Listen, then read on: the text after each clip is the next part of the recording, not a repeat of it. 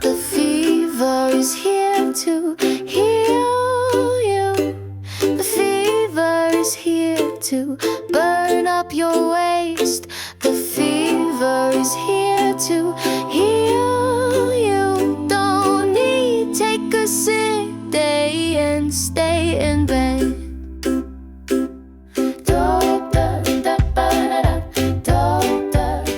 Today we're talking about fevers, and if you're watching this video, you may be a parent who has a child with a fever and you want to know how to take care of the fever in the best way possible to help your child heal faster.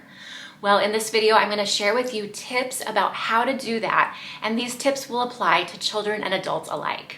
So first, we're going to clarify the need for the fever. What is the purpose of a fever?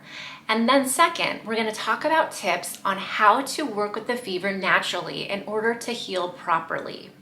And finally, we'll go ahead and discuss how to prevent the need for fevers in the first place going forward. So first, we need to understand that when undesirable materials accumulate within the body, things like excess mucus from eating gluten or pasteurized dairy products, things like pesticides from conventional produce, or herbicides from eating bread that's not organic, or drug accumulation. All of this will build up into the body to such a degree that the body will recognize it needs to think about a way to purge these toxins.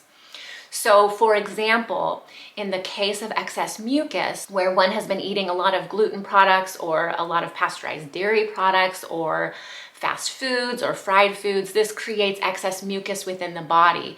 The body will purge this mucus as a healing mechanism, and this is what we call a cold. This mucus will come out of the nose as a runny nose, or out of the mouth with a cough, from the lungs. It will come out of the eyes sometimes. It will purge wherever it can. The first sign of what we call disease is often a fever. And our normal natural reaction is to get up and run and stop the fever as soon as possible. The fever is uncomfortable. It makes us hot. It makes us ache. It is not fun. And so we do what we can to stop the fever in its tracks. And this is not the way to go. This is the body's way of initiating healing. And what we're doing is we're stopping the effect, not the cause. And it's a sign that there's toxicity in the body that needs to be removed. A fever has a couple of purposes. First, it is there to raise the temperature of the body enough in order to transport materials that are helpful from one area of the body to another area of the body that is malfunctioning, to help that area of the body heal. The second purpose of a fever is to burn up the toxicity in order to discard it. So if a parent steps in to stop a fever and does nothing else, this is actually working on the effect and not the cause, and isn't really helping the healing process. So a fever can be looked at as a blessing if it's worked with in a conscious way. But if time and time again, the fever is forcefully suppressed, it can definitely become a problem. So we want to make sure we're being wise in how we work with the fever. We're going to be working with the fever, not against it. During a fever, the child or the adult with the fever does not have an appetite. So do not force solid foods onto your child during this time.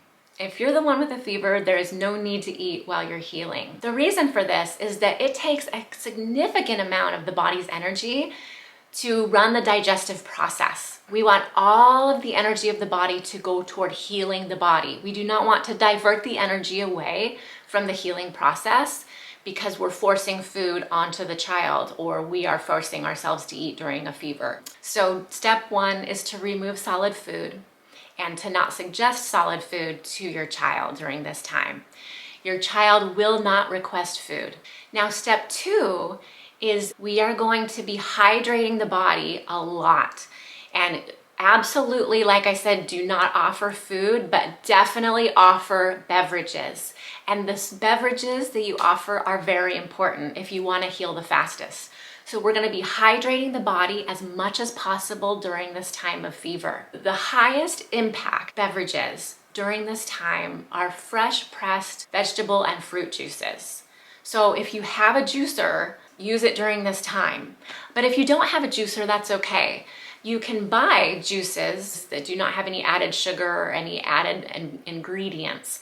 So you're gonna wanna look at the ingredient label and make sure that the only ingredient in the bottle is the actual juiced fruit or vegetable. We don't want sugar during this time. The other really powerful drink during this time to offer is coconut water.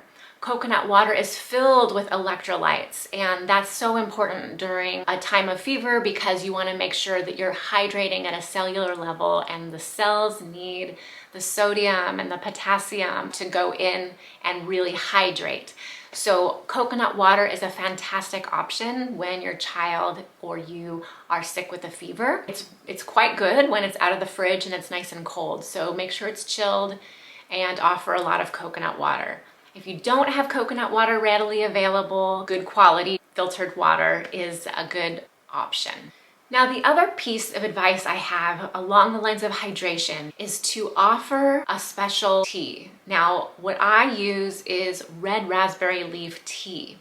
And so I highly suggest that you buy some red raspberry leaf tea and always just have it on hand, just in case a fever erupts in your home. What I like about red raspberry leaf tea is that it's filled with lots of vitamins and minerals. And so it's really, really nice to be able to rehydrate the body with all of those vitamins and minerals to strengthen the body during the body's healing process. This tea truly does shorten the length of time that someone is in a sickness. So what we want to do is offer lots of red raspberry leaf tea. Now, before you say, oh, my kid will not drink tea, do not suggest tea, I totally get it. Sometimes I will juice an apple and I will mix it with the apple juice, and that tastes amazing. It tastes like an apple cider. What you can do instead is add honey to the tea. And I like to add lemon as well because it gives it kind of a citrusy note. But add lemon and honey to the tea to taste, and go ahead and taste it yourself to see if it's sweet enough that your child will drink it.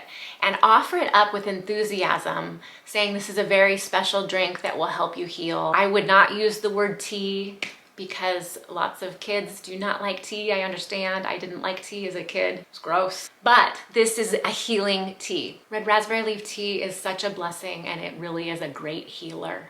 We want to be offering as much of this as possible throughout the healing process.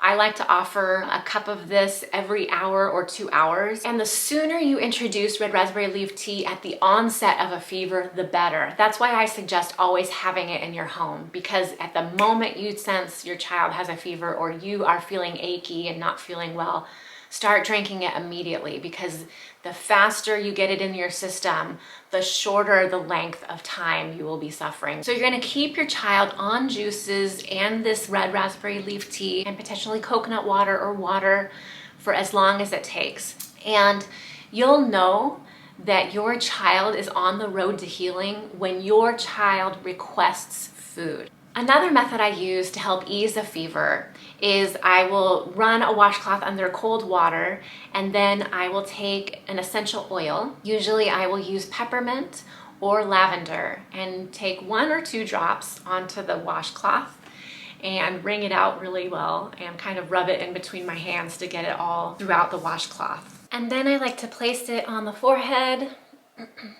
kind of wipe it on the forehead a little bit, or like on the back of the neck, or even like rub down the arms, and it's very cooling. And you can even rub down the bottoms of the feet or the tops of the feet. It feels very soothing. The best way to prevent the need for future fevers is to eat God's food. God's food is the food that grows from the earth: fruits, vegetables, nuts, seeds, and herbs. Eat as much of this type of food as possible in your daily diet.